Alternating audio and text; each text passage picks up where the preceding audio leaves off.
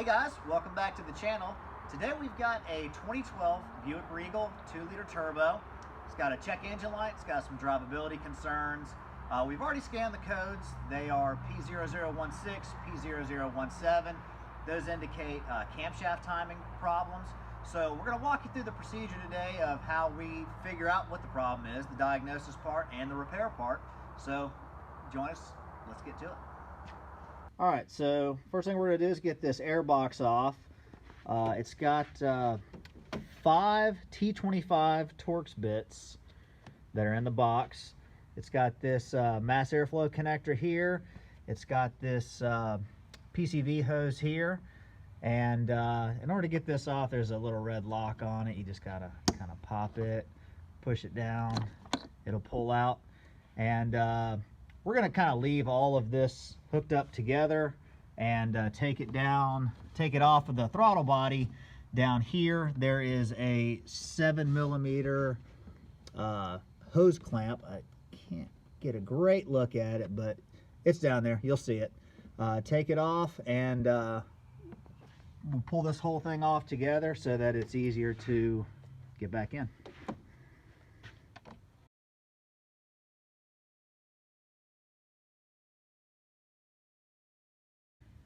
And now we got our cover off. We're going to go ahead and take the bottom part of this air filter box off. And there's some mouse evidence right in there somewhere. We'll just leave that there. This part, it just doesn't have any fasteners. They're just kind of push-to-fit bushings. There's one right down here. There's another one right up here. This kind of comes that way, and this sort of comes that way, and it'll pull right out. All right, up next we're going to try to take this charge pipe off. That's this big black guy here.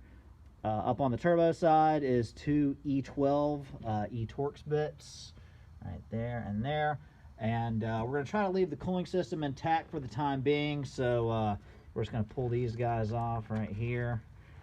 And down here we've got kind of a quick connect type of spring clamp. It's got a little ear on it right here and a corresponding one on the other side. What we found, the best way to get them off is over here on this side. You can actually put a pick right there and kind of pull out on it, and it'll sort of pull this whole thing off, and then we'll be able to get that charge pipe off. And we'll try to fish it out, leaving as much stuff still attached as we can.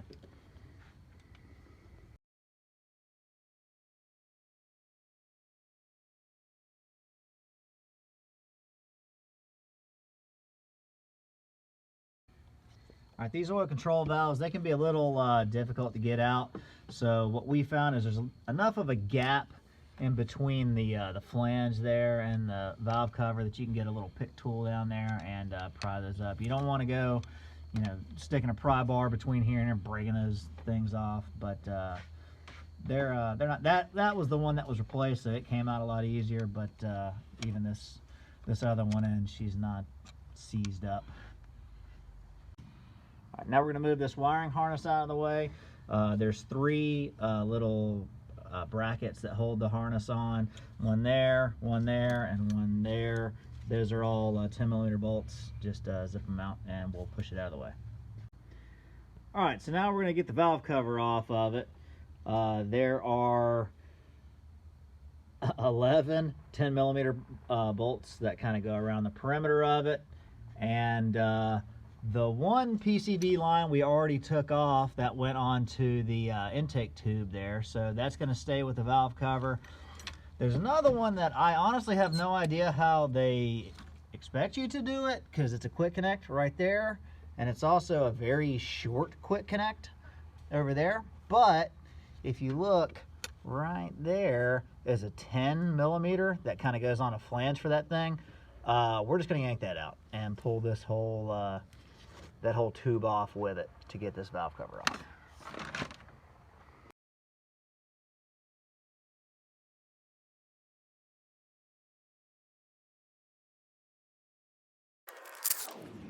And to get that pipe out, what we did, we kind of put a swivel on the a 10 on a swivel and got that bolt out, and then all that holds it in is an O-ring, and we just kind of had to wiggle and twist and pull, and then we got it out. So we're gonna make sure either we replace that O-ring or at least grease it up, whatever, it's time to go back in. So now it's time for the valve cover to come off. You're gonna put a couple pry bars underneath there, gently pry it up, it'll come up. And we've already done this just as a proof of concept, but you can snake all of this stuff out without messing with this fuel line here. There is a giant conglomeration of hoses and wires and stuff, but you can fish it all out back there and get it off.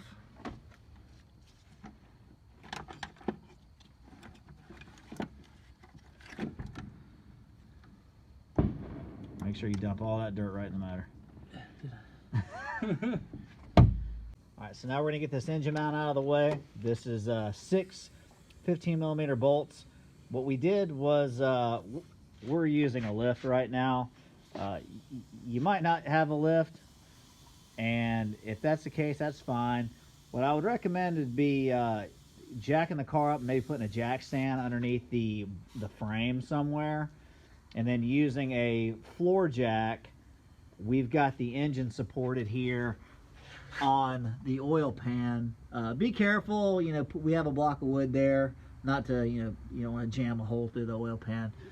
But just support that engine, because it's going to want to fall as soon as that mount comes out.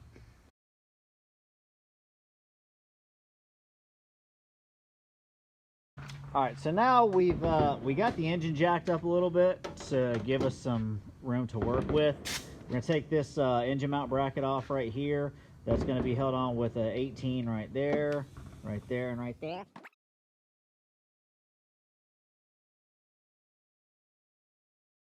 Now it seems like a good time as any to get this belt out of the way. We're going to take the belt off. We're going to take that tensioner off. There's an idler right there. We're going to take it off. And eventually we'll get to the balancer and pull it off too. The tensioner is just a 3/8 drive ratchet, and obviously it's going to go counterclockwise to loosen it up. We're going to yank it off.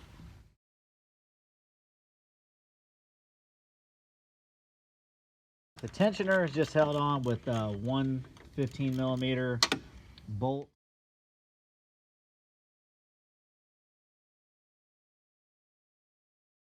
Alright, this idler is a 13mm. Again, it's just one bolt. Break it loose. Zip it out.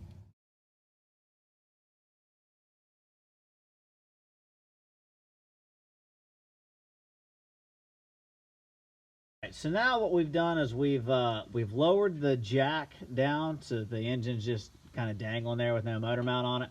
We're going to zip this crank bolt out of it and get ready to take the balancer off. So we pulled the 21 out of the harmonic balancer.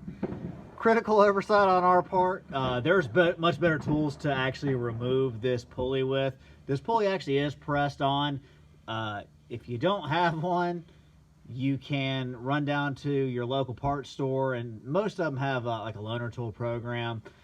This balancer has threaded holes in it that a corresponding puller will, it's kind of like a W shape here and like one little thingy down at the bottom, and you can run bolts into those and press it.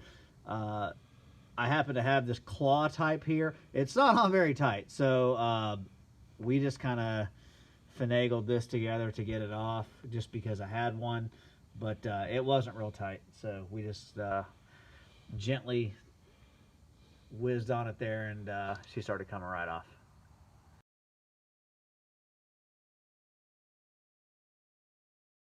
Alright, so the next step is we're going to take the actual timing cover off of it. That's going to be held in with 10mm bolts and what appears to be one 13mm bolt right there. We'll go ahead and yank that off. And we also saw too, it may have been a little bit easier to get that idler off with the engine sitting down like this because it's pretty out in the open. So Food for thought. All right, we got all of our timing cover bolts out. There's dowels that are in the block that sort of act like bolts. One of them's there, one of them's back there somewhere. There's a couple convenient purchase points that they intend for you to pry at, like where those dowels are. Just put a pry bar there and pull out on it. And we got oil leaking down there, so if you didn't drain your oil first, shame on you.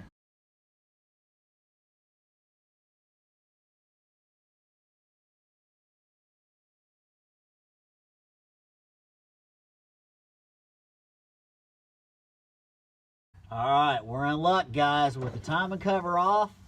There's a little washer that kind of covers this thing that we took off. We just put it off with a magnet.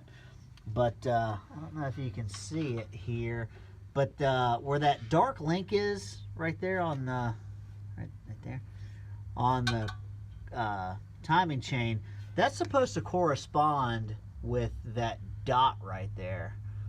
And as you can see, we're one tooth off. So that makes perfect sense in the grand scheme of things. You know, we had both of our cams were in line with each other, but they were both off according to the crank, which means this thing is jump time. I neglected to mention, mostly because I'm colorblind, that you line these marks up. There's nothing on the engine, but you line them all up with the chain. So that mark right there is supposed to go with that that little circle. That dark link on the chain is supposed to go with that circle there. Up on top, you can see that that link right there where that timing mark is appears to be, I guess to non-colorblind people it's green. To me it just looks darker. And on the back one, I think that's more of a coppery looking color, or red maybe. But those two jive. That's how you line the engine up, the timing marks up. So we're happy. We're happy that we figured out that that's what the issue is at jump time for some reason. And we found this tensioner right here. Matter of fact, it's about to fall down. This tensioner, or I'm not sure if that's a tensioner. That's not the tensioner. I think that's just a guide. This guide is broken, and I'm kind of glad to see that because we didn't really show it in the video, but when we pulled the oil control valve off of the car, the customer had replaced one and they didn't replace the other one. We noticed there's not a ton of remnants of it, but there was like quite a bit of stuff in this oil control valve. We stuck a magnet to it to see if it was metal, and the overwhelming majority of it was not. It was plastic. So now we're cooking with gas. We're definitely on. I think that thing's been wobbling around, breaking little flakes of plastic off, getting stuck in this this little screen for the oil control valve. So now things are starting to add up. Things are making sense, and we'll continue from that point. There's my dog. Hey, dog.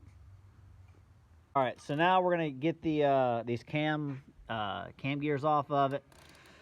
The center bolts are 18 millimeters. My understanding is that they sell a tool that somehow holds this gear. I don't know. Maybe yeah, it probably goes in these things. I don't know. They have flats on the camshafts, so like this spot and where this wrench is. Turns out it's a 24, so you can just stick a 24 wrench on there and break these loose. It's time to we're gonna take our tensioner out. It's a 32 millimeter socket. You're never gonna need a wrench in there, but it's a 32 millimeter socket. We tried to put one on. It's let's see if I can get a good. This bracket right here is convenient. It's right in the way. It won't let you get the socket on it. It's held. corner. We're gonna zip it off. We're gonna just leave it in place because it really just needs to be out of the way. All right, with our bracket removed, we could get our 32. That's basically just an axle nut socket, but we were able to get onto it now. So we kind of left it in place because it's kind of hard plumbed into there with stuff, but you got enough wiggle room just with that bolt out of it to be able to get the socket on it. So let's go ahead and zip it off. All right, so now we're gonna go ahead and pull our cam gears off of it. So when we took these cam gears out, the intake cam, it did rock a little bit. There are cleaner ways to do this job. Don't freak out if that happens. It's not a big deal.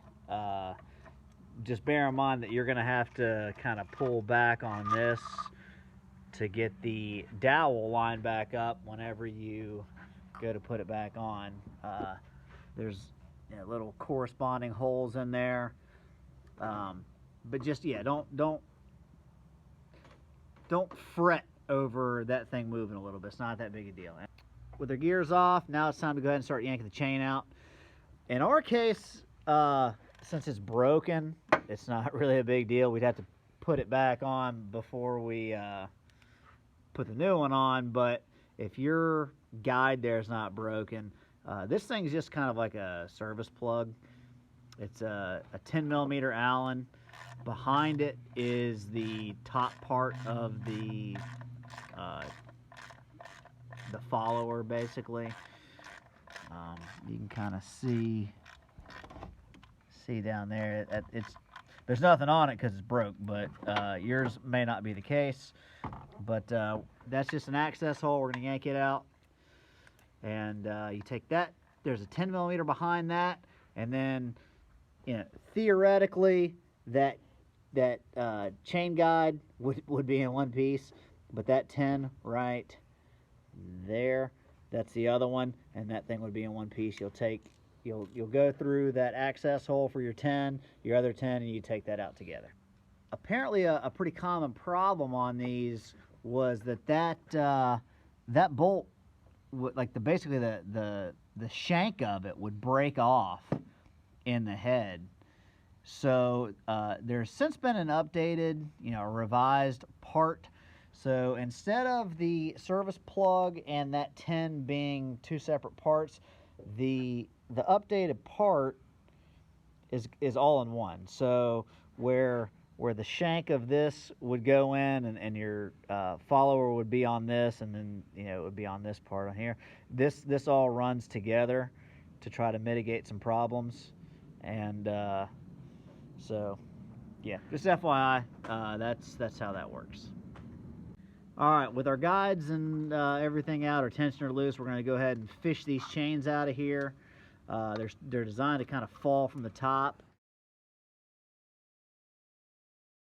With our outer chain out of the way, we're going to go ahead and start working on this inner chain. Full disclosure, you don't have to do this, and since we figured out what our problem was this outer one, you could just put it back in. But the kit we got, it comes with the balance shaft chains too. So we're going to go ahead and replace those while we're here. So we're going to pull this this gear off. Then we're going to take off the rod for the timing chain tensioner, which looks like it's coming apart also. We're going to take it out. That's 110. It'll slide down here. Then we'll start working on the back chain, the balance shaft chains. That'll be this 10. We're going to take this tensioner off first, these two 10s.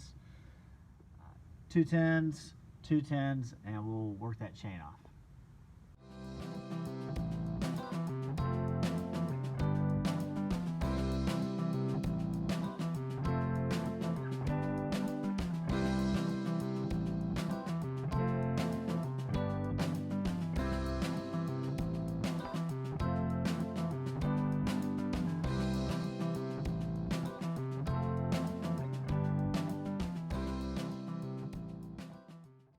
We've got our balance shaft chains in now. I'm honestly not really sure what the point of this mark is. We know that this is top dead center right now. We haven't moved the crank at all, so we're going with this one. I'm sure that there's some rational explanation as to why this one exists, but we're ignoring it. But so that's where our paint mark lines up with that mark. We've got up there towards the top that center link in between those two yellow ones is going to line up with that balance shaft. That paint mark right there lines up with that little arrow where it will just drift on me. Is going to be lined up with that back balance shaft. Runs up around the water pump, back down here, a new tensioner. So now we've got our timing chain on. We didn't film this part because it's just so tight in here that with somebody else working in here, you just can't see anything. So I'll explain what we did. We dropped the chain in and just let the chain ride on the cam journal, not the journal, but what's the little spouts that are sticking out from the cams. Kind of let them set on there. Went down to our crank and kind of rolled it around the bottom of the crank there. Then we were able to fish that black guide up from the bottom and get it up, and we were able to start this through where it goes in through that guide, and this that black chain guide actually traps that chain in between. There's like a little channel right here. We were able to fish it up through and through the guide there where it goes with the chain already on it. So we got that in there. We tightened up that tin, and we tightened that plug up. And remember, there's no tin back there anymore because that thing takes the place of it. The tensioner side, that's got to come from the top, so we fished it down from up top down to where it goes to that tin right there. Started that tin, got all of our marks lined up. I'll show you again just what they look like. There's the one painted mark on that mark. There's the painted link on that mark. And there's the painted link on that mark. They all line up. So once you get those in, we can go back in and put our tensioner in. So remember, that was our 32 millimeter plug back there. That's a new tensioner. They come compressed. So you're going to run that in all the way, get it tight, and then you're going to roll this cam on this 24 counterclockwise. You're going to try to take out as much slack as you can so that all the slack is on this side of the engine over here where the tensioner side would be. And then we went in with basically a little pry bar, and you can't really see it that great in the video, but the tensioner, the piston for it comes out right there behind that guide. We're able to just push down and let back up, and you'll hear it deploy, and that's how you know that it's deployed. Another side note: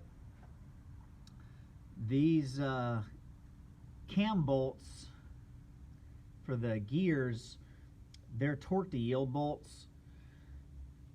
Go with whatever the manufacturer says, based on what kit or whatever parts you're using, because I have seen torque specs all over the place for what they're actually supposed to be torqued to. Ours were supposed to be 22 foot-pounds, and then you would do it 100 degrees. But I've also seen other ones that you do them to, I don't know, like 40 or something, and need to add 30 degrees. That I'm assuming that varies based on manufacturer, but we did ours 22 and then 100. So while we're cleaning everything up, we're going to go ahead. Our kit came with a new crank seal, so we're going to pop this out. Seem to have better luck doing it upside down. If you kind of go from the back side, you can get it out. Make sure you don't maul up the surface there, the sealing surface, when you do it. Just kind of stick the bar in between there and there and pop it out and reverse it to put the new one in. We've got everything cleaned up here. We're going back in with the cover. What we did was we cleaned both the surfaces up. We already got the gasket on it. We put silicone where the upper wheel pan goes. This was the part that I forgot to film earlier when we took it off. If you see, it says front on it, Trump or whatever, backwards. It can be a little deceptive because this actually goes into installed like this, where you can't see anything on it. So we'll put that on. That's on. We're going to go back on with the cover now. Shouldn't be too difficult to line up because the oil pump actually is driven by notches that are on the harmonic balancer. So it ought to just slide right up in those dowels. That'll hold it there, and we can get our, I think it was 11 tens or 10 tens, and that 113 put back in the cover. Now that we got the timing cover back on, all the bolts tight on it, we're going to go ahead and start putting our belt stuff back on. So we're going to put the tensioner back in here. There's a dowel here that you line it up with. It goes back in. I remember when after we had taken it apart, we found that to get that idler, that's right there, it was a lot easier to access from the bottom, so we'll probably put that back on from the bottom. And then we'll put our crank pulley, our balancer back on, and get our belt installed. So we've got our tensioner back on, we got our idler on, getting ready to put this crank pulley back on. If you can see in there, the keyway and the two splines for the oil pump, they're kind of in line with each other right now. Now if you look over on the crank, you see that the keyway is there on top and the flats are on either side. So what you can do is, that keyway is pretty far back. In there you're gonna actually hit the go through the oil pump first, so you can actually start the pulley back on and get the oil pump lined up first, and then spin it, 90 degrees or so to get your keyway lined up.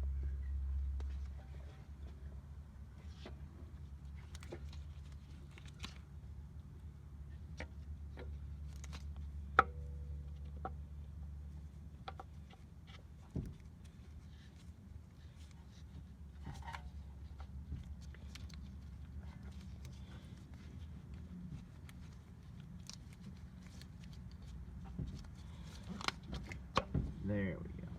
And that's in now. Alright, so we got our pulley back on, got the crank bolt tightened down, got our belt ran back on.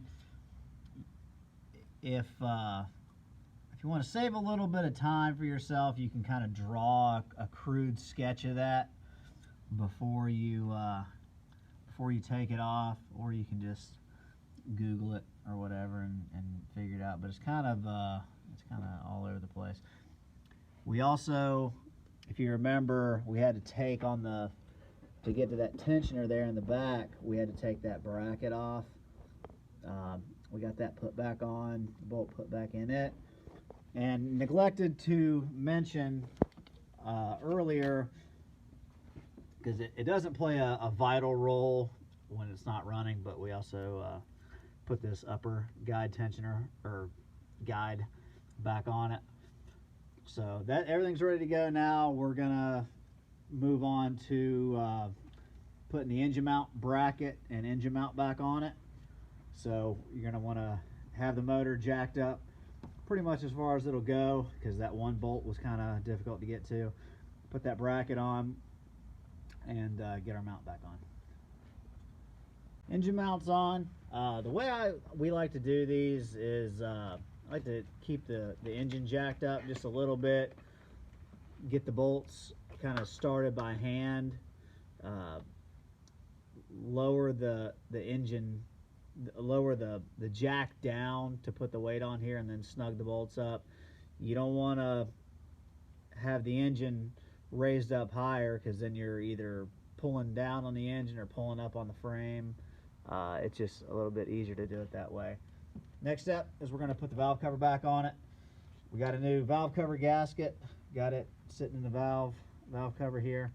We went ahead, we're going to clean this off a little bit better than this. Make sure all the dirt and crap is out of the way. Sealant goes in a couple of places. Usually, the general rule of thumb is anything that's kind of a sharp corner. So there and there. Same thing back here. There and there. There. Anything that's kind of a sharp corner. Valve cover's going back in. I like to put the sealant on the engine itself when it's something that you have to kind of fight with getting it in or out.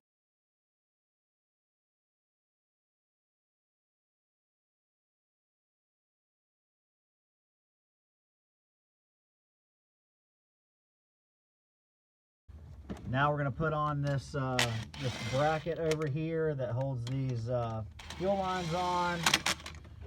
We're going to probably get our PCV hose hooked back up over here before we get the wiring harness back in the way.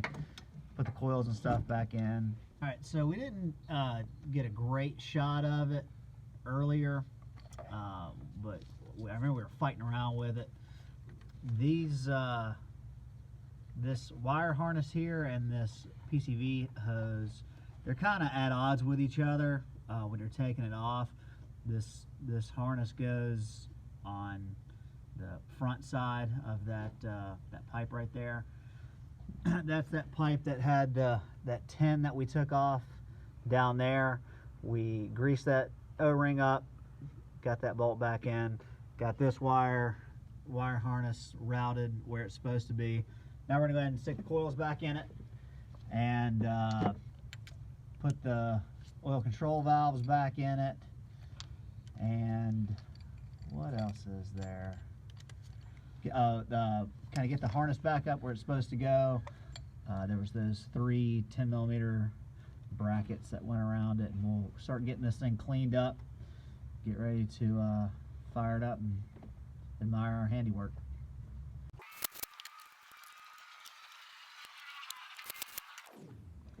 Out of abundance of caution, we went ahead and replaced these oil control valves.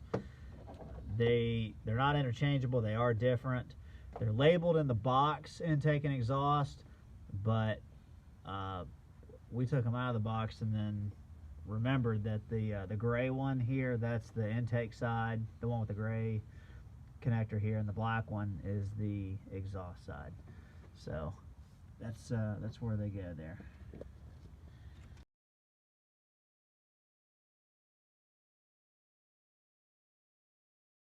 This off, you can kind of see a little bit better how this works. This is a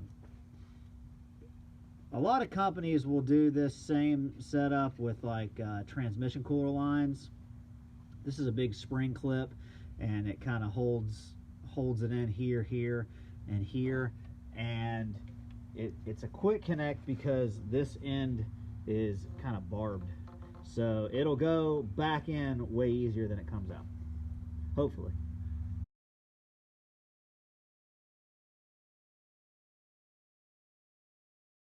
Upon further inspection, we found that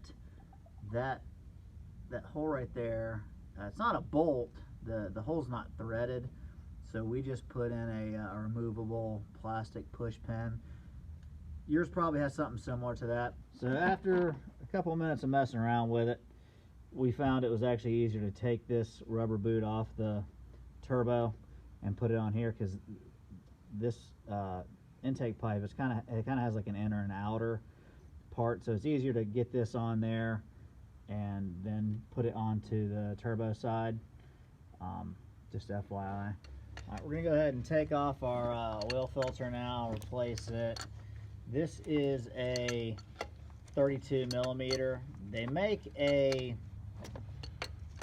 kind of a low profile 32 that's on like a 3/8 drive socket.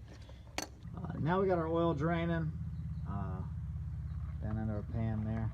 We neglected to show you this part in the beginning, which is our fault. We did have to take this this inner fender liner out here, so now we're gonna go ahead and put that back on. All right, start it up, see what we got.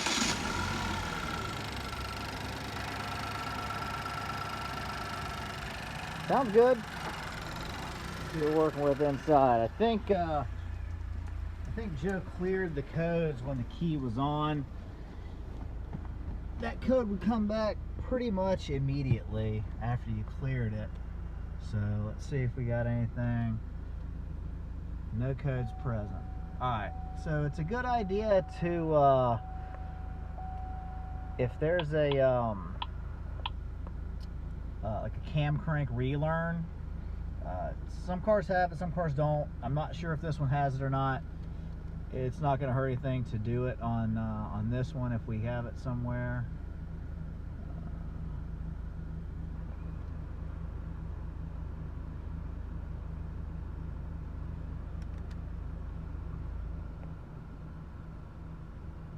So read these prompts, whatever it wants you to do. Go ahead. I can't read on my phone. Still not hot enough. Oh, okay. I'm sorry, it is. So we're gonna go. Actually, it is. We're gonna drive this car around. A good way to verify that you fixed a problem is not just waiting to make sure that the check engine light comes on. There's usually monitors that are associated with each code. If I'm not mistaken, I think that the cam timing is probably continually monitoring. Some cars have a function where you can go actually put the DTC in that you're looking for, and it'll tell you whether the results of it passed or not. We put in, was it 16, 17? Yeah, P0017 passed. So that's this ignition cycle. So like I said, that thing continually monitors it. Same thing with misfires and stuff, it'll continuously monitor that. So we're doing all right. We're gonna go ahead, let this thing warm up a little bit, back it out, pressure wash it off, and then go for a test drive.